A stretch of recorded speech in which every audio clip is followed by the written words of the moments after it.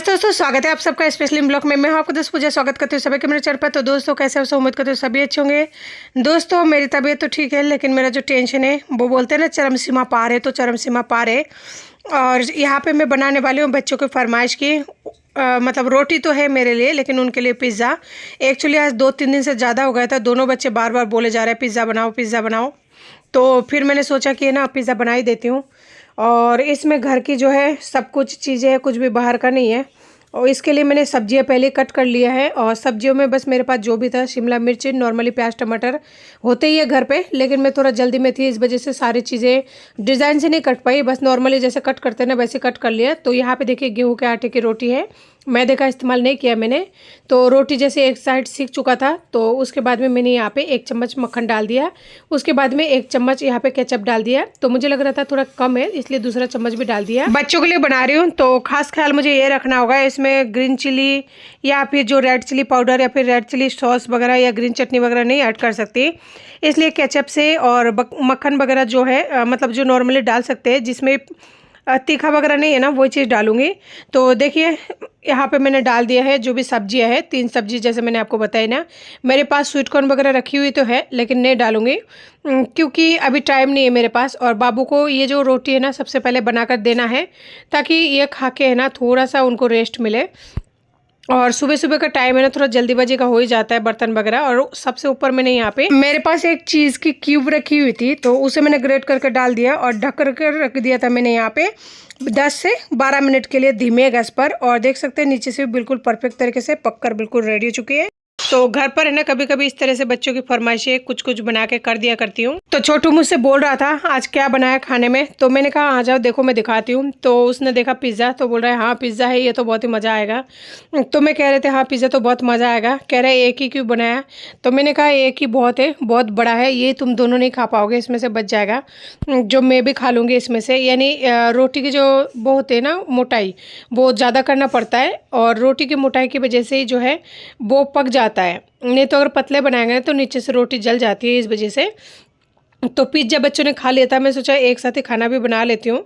खाने में आज मैं बनाने वाली हूँ मछली और आलू फूलगोभी मटर की सब्जी। तो बिना सीजन के आलू फूलगोभी मटर है ना खाने में अच्छा लगेगा, लेकिन सच कहूँ तो बच्चों ने बिल्कुल ही नहीं खाया था, उन्हें इसका टेस्ट बिल्कुल ही अच्छा नहीं लगा था। और यहाँ पे मैं निकाली हूँ थोड़ा सा भिंडी, और ये भिंडी मैं आज बनाऊंगी नहीं, बस धोकर सुखाकर और काट के रख दूंगी। कभी भी ज़रूरत पड़ेगी ना तो हाथों हाथ निकाल के और छौंक दूंगी, यानी काम जो है थोड़ा सा ईजी हो जाएगा। क्योंकि बच्चों ने नाश्ता कर लिया तो इस टाइम थोड़ा सा फ्री हूँ, आराम से खाना बना लूँगी। इधर मेरे चावल जो है बनकर बिल्कुल रेडी हो चुका है। तो जो आधा भिंडी था उसे मैंने फ्रिज में स्टोर कर लिया दोबारा से, क्योंकि वो चाहिए नहीं। और फ्रिज का सामान अगर ज़्यादा देर तक बाहर रखते हैं ना तो पसीने से निकलने लगता है, चाहे वो सब्जी हो या फिर कुछ भी हो। तो हाथों हाथ रखना ज़रूरी है। तो भिंडी को है ना एक एक को इस तरह अच्छे से धो रही थी, क्योंकि इस बार जो भिंडी आई है ना उसमें बहुत ज़्यादा मिट्टी लगा हुआ था, इस वजह से। और भिंडी आप सभी को पता है धोने के बाद में अगर एक बार काट लेते हैं ना, उसके बाद में फिर दोबारा से धोते नहीं है। और अगर धोते हैं तो फिर सिल्की सिल्की हो जाता है, सब्जी बिल्कुल ही गिला गिला सा होता है, जो कि अच्छा नहीं लगता। और बच्चे तो बिल्कुल ही नहीं खाते, तो इसी वजह से तो एक बार मैंने धो लिया था, दूसरी बार धो रही हूँ ताकि कोई जरा सा भी मिट्टी उट्टी रह जाएगा ना तो वो भी मतलब निकल जाएगा। यहाँ पर खड़ा है छोटू महाराज, उसका कुछ डिमांड है वो पूरा नहीं हुआ। उनको मतलब इसमें डालना था मटर, तो मैंने मटर डाल दिया सब्जी में। और ये जो मटर है ना ये साल भर का स्टोर जो करते हैं वही वाला मटर है, एक अभी ख़रीदा हुआ नहीं है, अभी तो मार्केट में आई भी नहीं है। तो मैं ऐसे तो नॉर्मली यूज़ नहीं करती हूँ, लेकिन बच्चों के लिए थोड़ा बहुत निकाल लेती हूँ। तो 1 किलो मटर मैंने इस बार स्टोर किया था, क्योंकि मेरी तबीयत ख़राब हुई थी पिछली सर्दी में, तो ज़्यादा स्टोर नहीं कर पाई थी। तो देखिए मेरा साल भर होने को आया है लगभग, अभी भी मतलब पाव भर के जितना है, तो हो जाएगा इनके लिए जब तक नए मटर आएंगे। वैसे दीपावली के बाद में लगभग मटर मिलना शुरू हो जाता है। तो मैंने यहाँ पे थोड़ा सा फूल गोभी जो है कट कर लिया, यानी 100 ग्राम जितना, और 25 ग्राम जितना यहाँ पे मटर ले लिया। और ये डाल रही हूँ आलू, ताकि दोनों भाई के सब्जी जो बनेगा उसमें से बचेगा तो मैं खा लूँगी। और उधर जो है फ़िश फ्राई हो रही है। यहाँ पे मेरे पास कस्तूरी मेथी ख़त्म हो गई थी, आजकल हरा धनिया नहीं लाती हूँ, क्योंकि हरा धनिया है ना बहुत ज़्यादा महंगी है। और महंगी तो जैसे तैसे अगर आप ला के रखोगे ना तो वो दूसरे दिन बिल्कुल पीला हो जाता है, चाहे वो फ्रिज में रखो चाहे किसी डब्बे में रखो एयर टाइट वाले कागज़ उगज लगा के या जो भी है, लेकिन नहीं रहता। सर्दियों की सीज़न में एक जो ऑर्गेनिक आती है उसकी बात अलग है। और इस टाइम मैंने कई बार ट्राई किया, यानी 2-3 साल ट्राई किया, वो रहता नहीं है, इसलिए फिर मैं लाना ही छोड़ दिया। और मेरा जो काम है ना कस्तूरी मेथी से मैं चला लेती हूँ, और ये डालने से भी है ना सब्ज़ी का टेस्ट और फ्लेवर बहुत बढ़िया आता है, और बच्चे भी खा लेते हैं, मना नहीं करते हैं। बस ये है छोटू के हाथ में अगर कस्तूरी मेथी की एक आधी डंठल या एक आधी पत्तियाँ आ जाता है ना तो वो उसे निकाल फेंकता है। तो छोटू आज जो है चिड़चिड़ा हो रहा है थोड़ा सा। और वैसे भी जब मैं किचन में रहती हूँ तो किचन से वो जाता नहीं है। सोनू को मैंने बोला था तू थोड़ा कस्तूरी मेथी की वो ला के दे, थैली को ला के दे, जो मैं ला के रखती हूँ। और ये थैली है ना 10-20 रुपये में इजीली मिल जाती है मार्केट में, जो हमारे पास में मार्केट लगती है। तो सोनू को तो पहचान नहीं है कस्तूरी मेथी कैसी होती है, लेकिन छोटू मेरे को ला के दे देता है कि ये लो आपकी कस्तूरी मेथी, ये लो आपका ये बेलन वगैरह, क्योंकि वो हमेशा मेरे साथ रहता है ना तो हर चीज़ का नाम वगैरह वो सुनता रहता है। इस वजह से उसे पता है कि मम्मी कौन सा सामान मांग रही है और कौन सा सामान का नाम क्या है। सोनू क्या थोड़ा सा देखिए, अभी छोटू मेरे पास अगर रहता है तो सोनू अंदर पढ़ाई कर रहा होता है या कुछ और कर रहा होता है, और फिर उसका तबीयत की वजह से मैं उसको कभी किसी भी तरह का प्रेशर भी नहीं देती। इस वजह से है ना वो उसको उतना नहीं पता जितना कि छोटू को पता है। तो अगर कोई भी काम वगैरह होता है ना छोटू से करा लेती हूँ। और सोनू से कराने से ना सच कहूँ तो मुझे खुद को भी डर लगता है कि क्या पता उसका तबीयत ख़राब ना हो जाए, क्योंकि बिना करे भी उसका तबीयत बहुत ज़्यादा ख़राब हो जाता है। तो जी मैंने यहाँ पे है ना जो फ़िश फ्राई करने के बाद में ऑयल बच गया था उसी में मैंने जीरा डाल दिया, और उसके बाद में जो भी हमने सब्जी काटा था आलू गोभी मटर एक साथ ही डाल दिया, क्योंकि थोड़ा सा सब्जी है अलग अलग क्या डालेंगे। वैसे जो फ्रोजन मटर होती है ना बहुत जल्दी पक जाती है, इसमें बहुत ज़्यादा टाइम नहीं लगता है, 1-2 मिनट के अंदर पककर रेडी हो जाती है। लेकिन फिर भी एक साथ डाल दिए, बच्चों की सब्जी अगर थोड़ा सा सॉफ्ट हो जाएगा ना तो सबसे बेस्ट रहेगा। तो नमक डाला था और हल्दी डाला था। उसके बाद में सब्जी को है ना 2 से 3 मिनट तक फुल गैस पर फ्राई करके ले लिया, ताकि आलू और गोभी का जो कच्चा स्मेल रहती है ना वो दूर हो जाए। उसके बाद में यहाँ पर ढक दिया था ताकि सब्जी हमारा जो पक जाए, और 4 से 5 मिनट के लिए ढका है। यानी बहुत ही लंबे प्रोसेस होते हैं 4 से 5 मिनट का सब्जी बनाने के लिए, और इतना टाइम नहीं लगता है। लेकिन ये है बच्चों की सब्जी है ना थोड़ा सा ज़्यादा सॉफ्ट करती हूँ मैं इस वजह से।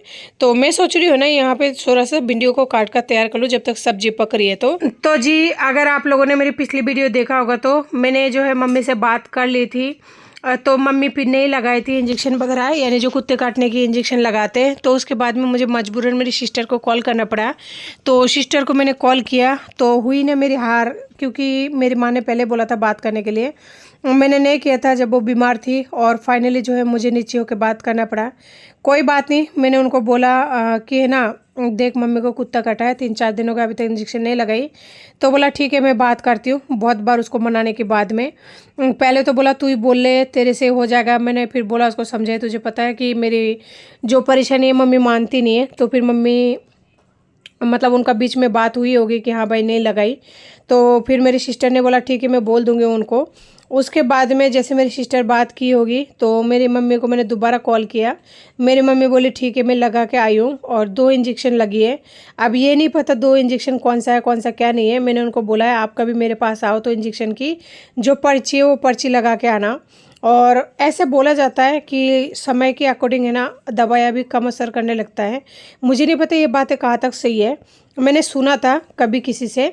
तो मम्मी को अगर 3-4 दिन पहले कुत्ते ने काटा है, अभी जाके उन्होंने इंजेक्शन लगाया, 2 इंजेक्शन एक साथ में, और एक बोला है 10 तारीख को लगेगा। अगर आप लोगों को कुछ जानकारी तो कमेंट करके ज़रूर बताना कि ज़्यादा लेट लगाने से कोई रिएक्शन वगैरह या कुछ होता है क्या। मुझे तो ये सब नहीं पता, और मैं कर भी कह सकती हूँ। और 4 दिन निकल चुका है तो इस वजह से कुछ नहीं हो सकता अभी। तो चाहे कुछ रिएक्शन होगा तो भी, नहीं होगा तो भी, तो डर तो लगता है। लेकिन क्या कर सकती हूँ अगर कोई इंसान नहीं समझते तो। बस ये है नीचे होकर मुझे बात करना था, मैंने कर लिया, जितना मेरे से हो पाया उतना मैंने किया है। अब मैं क्या कर सकती हूँ। अब मम्मी को 10 तारीख को लगवाना होगा तो वो लगा लेंगे, और मैं तो वह देखने जाऊँगी नहीं। बस यही है जब मेरे पास आएंगे ना तो फिर मैं ज़रूर मतलब उस पर्ची को मंगाऊंगी कि आप एक बार मेरे पास आके मुझे दिखा दो कि क्या हुआ क्या नहीं हुआ। अगर वो दिखा देती है कि हाँ लगाई है जब तो ठीक है, अगर नहीं लगाई तो भी मैं कुछ नहीं कर सकती, क्योंकि जो टाइम है ना वो ऑलरेडी मतलब निकल चुका है। क्योंकि 4 दिन बहुत ज़्यादा होता है कुत्ता काटने के बाद में। बस उनको किसी ने बोल दिया कि ऐसा है कि आप मत लगाओ, क्योंकि कुत्ता आपको काटा है तो खून नहीं निकला है, इसलिए मत लगाओ। तो उन्होंने उसी का बात मान लिया। मैं किसी के बारे में बुरा नहीं करना चाहती हूँ, चाहे वो मेरी माँ हो। मेरे पति भले चले गए हैं, उसके बारे में मैं उतना ही बोलती हूँ जितना कि मुझे ठीक लगता है। इससे ज़्यादा उन्होंने बहुत सारी गलतियाँ की है, लेकिन मैं फिर भी नहीं बोलती हूँ। कोई बात नहीं, जो जैसे खुश है, जैसे जीते हैं उनको जी लेने दो। लेकिन बस सबसे बड़ा दुःख ये होता है कि इंसान को इतना ज़्यादा तकलीफ़ होती है ये सब कुछ सुनकर। और डर भी तो है, मेरा कौन है यहाँ पे? कोई नहीं है। अगर कुछ हो जाता है तो फिर दोनों बच्चों को लेकर कैसे जाऊँगी, कैसे भागा-दौड़ी करूँगी? वो तो ऐसे बोल देता है, तू मेरा टेंशन मत कर, कुछ भी हो जाए तेरे को कोई दिक्कत नहीं है। लेकिन ये बात को समझने के लिए तैयार नहीं है कि अगर उन्हें कुछ हो जाएगा तो क्या मुझे फ़र्क नहीं पड़ेगा? क्या मुझे कोई दिक्कत नहीं होगा? बस इतनी सी बात को लेकर हमारे बीच में शुरू से आज तक लेकर बहुत सारी बहसबाजी होती रहती है। मैं क्या बुराई करूँ? ना तो उनका उम्र है बुराई करने की और ना मेरा मन करता है। लेकिन कुछ-कुछ बातें ना, देखिए आप लोग यूट्यूब फैमिली है तो आप लोगों को जानना भी ज़रूरी है। क्योंकि जैसे मेरे चैनल मोनेटाइज़ हो गया तो उस टाइम में मैंने बताई नहीं थी उनको। तो बहुत सारी ऐसी बातें मैं अपनी मम्मी के साथ शेयर नहीं करती हूँ, क्योंकि हमारे बीच में कुछ भी शुरू से लेकर आज तक ठीक नहीं है। लेकिन जब से मेरे पति गए ना, तब से मतलब और भी ज़्यादा बिगड़ गए। और ऐसा होता ही रहता है। इस वजह से मन इतना ज़्यादा खट्टा हो गया ना, अब किसी से बात भी करने का मन नहीं करता। ऐसा मतलब डर सा बैठा हुआ है कि अगर मैं कुछ बोलूँगी तो मेरे को ये सुनने को मिलेगा। और सच ही मुझे ऐसा ही होता है, क्योंकि मम्मी को मैंने बोला आप इंजेक्शन लगा के आओ, तो वो लगाई तो नहीं। जैसे मेरी सिस्टर ने बोला तो वो इंजेक्शन लगा के आ गई। खैर जो भी हो, किसी भी बहाने से लगी हो, पर लगी तो है ना। मैं तो शुरू से ही मतलब शुरू से दबी हुई हूँ। किसी के आगे भी मैं ऊँची नहीं थी। ना पति के आगे, पति के आगे का हाल तो आप लोग देख ही रहे हो, ना मम्मी के आगे, ना मेरे पापा के आगे, ना फैमिली के आगे। मैं तो हमेशा से साइड थी, साइड हूँ और शायद साइड ही रहूँगी। यही शायद मेरा नसीब है।